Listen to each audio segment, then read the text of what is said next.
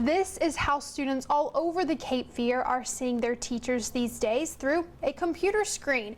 But for some, it's almost impossible to get work done when the internet connection isn't reliable. So you can see behind me, there's extensive damage here. That piece of metal you see right now against that tree is part of the roof of the market here. And I'm not joking when I say they cleared this up fast. Crews came out here, they drove up probably about 3 minutes ago, and look, they're gone. And as we're covering the town for Highway 6, you know, the boats, that's a huge part of this town. This is in my drawn out fire escape plan. I actually spoke to the Weber family. They let me into their home. They have not only a drawn out fire escape plan, but they have one in practice. Take a look. Just keep your eyes on him, not me. Right. Okay. What am I supposed to do? Oh my gosh. I tried a trick shot. So I jab and then I pull And And turn. Turn, yep. You go over here and you just take a picture of that box, and right there it popped up, SalvationArmyUSA.org. So I just click on that. It takes you, I know it's hard to see, but directly to the website. Welcome to my living room and also my new gym. Like many of you, our routines are looking a little different thanks to the coronavirus. It's just crazy to think about this massive fire and what it did to this area of a beloved part of Oak Island. We're at Southport Paddle and Sail, and I'm gonna go paddling. All right, let's get started. Okay, you're off, Gabby. Well, one thing that they're really trying to promote here is microchipping. So Jim's actually going to show us on a stuffed animal. Don't worry, we're not going to have any live animals getting microchipped in here this morning. When the fire was suppressed, they did find a body inside. No word on who that person is. We are working to learn more about that. Ready, aim, fire. Ready, aim, fire. A celebration of life for Specialist Antonio Moore. Always happy, nothing ever negative to say, could always lift you off your feet, always had your back, just amazing person. That's the sentiment from everyone who knew Specialist Moore. The 22-year-old Army soldier paid the ultimate price for our freedom, his life, and this is how the community thanked him. I believe he was honorably recognized by all the different organizations.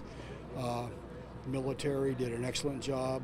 The flag presentation was wonderful. I've never seen it better. A funeral procession and an honor-laden burial, all filled with teary eyes, American flags, and a feeling of sadness, yet gratefulness for the loss of Tony and the sacrifice he made. You know, freedom is not free. He's a real hero. For days, hundreds of people, many of whom had never met each other and didn't even know Tony, came together to remember his life. I think he'd be proud of everyone in the community for coming out and supporting him, for what he did for our country. Specialist Antonio Moore is now home. He left a young man. Now he's a hero forever. You don't see too many of these on the roads these days, but you may see a few. Glow Academy is actually putting their school buses to use for delivering meals, and hundreds of them a day. 2 school buses, 6 stops, 900 meals. You're so welcome.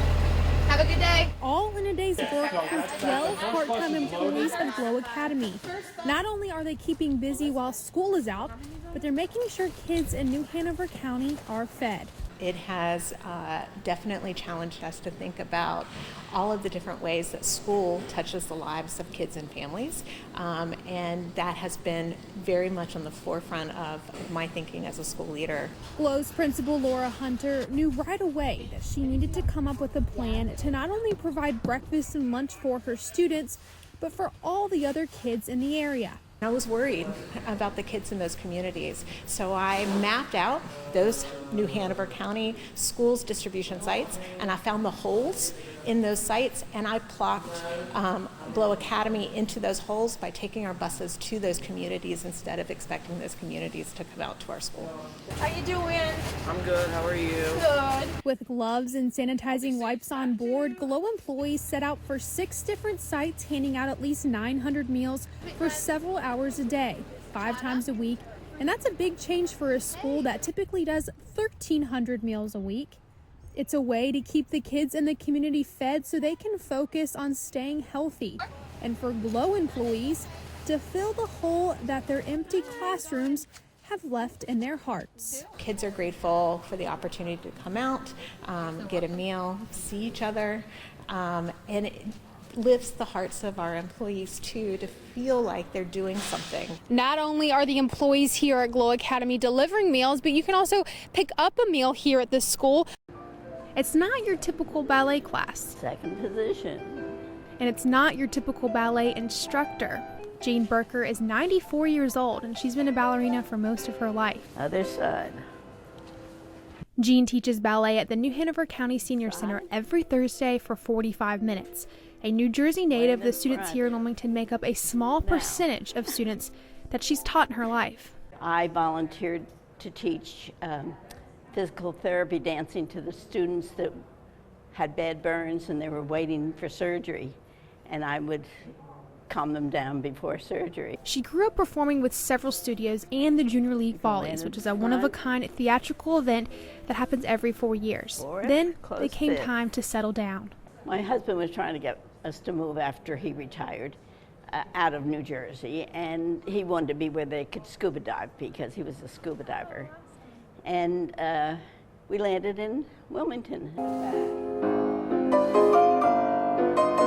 Jean has been teaching at the Senior Center since 1994. She even went back to teaching after a life-changing event that kept her off her feet for a while. I got sick and couldn't walk for 3 months, and then I had to learn how to walk again and dance. But she did. She eventually got back on the dance floor with her supportive students.